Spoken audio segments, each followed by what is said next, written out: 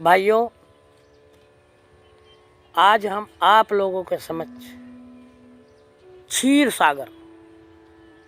सागर के विषय में अपने विचार प्रकट करना चाहेंगे कि एक दिन की बात है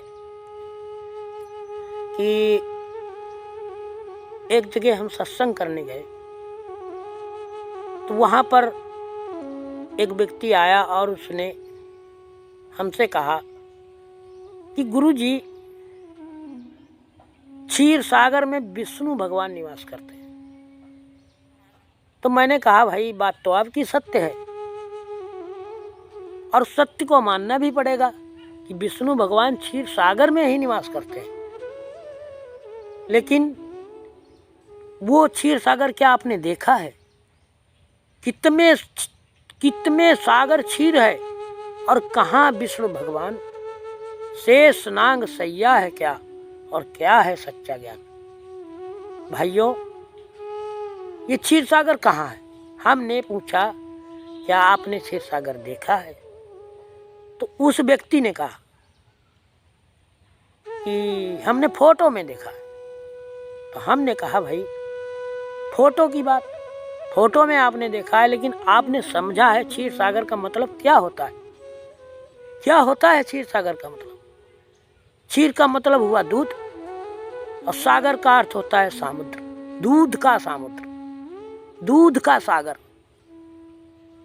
दूध का सागर कहीं धरती पर है? आपने देखा है? वो भाई साहब बोले, नहीं गुरुजी, हमने धरती पर तो नहीं देखा है।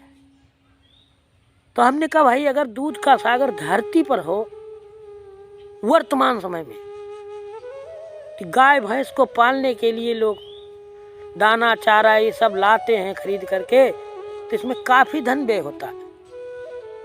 तो फिर इनको चारा भी नहीं कोई खिलाएगा, इनको कौन पालेगा? क्योंकि दूध का तो सागर ही जब बहेगा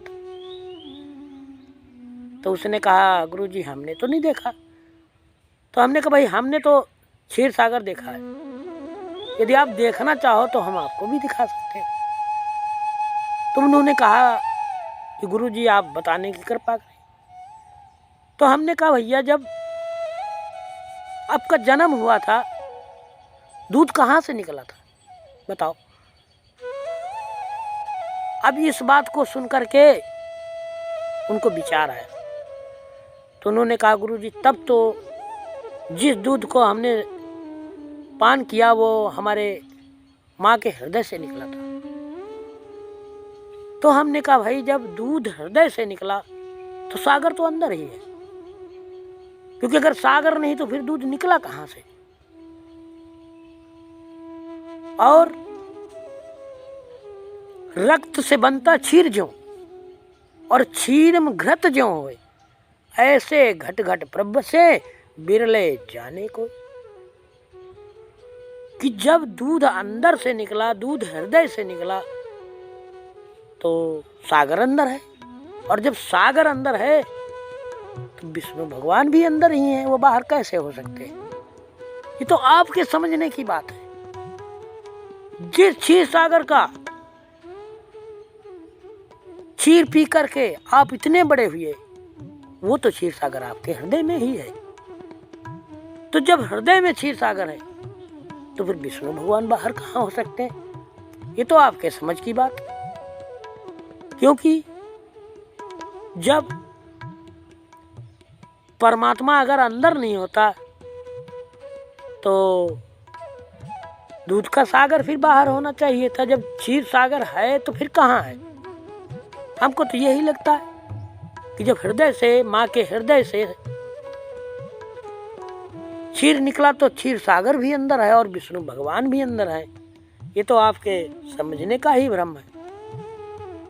जितने तीर्थ धाम व्रत सब घट अंदर हो, सच्ची लगन लगाए के और बिरले जाने को।